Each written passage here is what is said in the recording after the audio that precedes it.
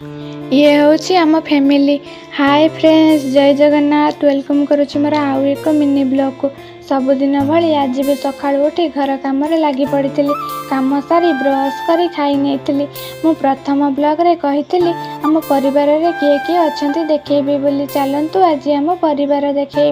ए होउछंती मो बापा जे घर बोझ को निज मुंडे नहीं निज दुख को लुचई आमको सुख दियंती। आउ ये होउछंती मो माँ जे निजे भोकर रही आमको खुआती। आउ ये होउछि मो फुलेई माने मो सान भौणी। आमे होउछु 5 भौणी, मो 4 नंबर आउ ये होउछि 5 नंबर। 3 जण दीदी शाशु घर को चली गलेनी।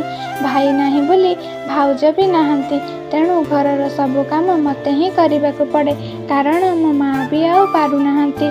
घरे खटिबा लोक कम, तापरे भी झियो पिला।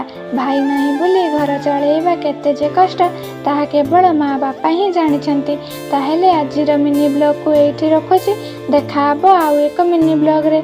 मो मिनी ब्लॉग भल लागुतिले ए ओडिया झियो को लाइक कमेंट सब्सक्राइब टिके करिदेबे। रहुछि जय जगन्नाथ।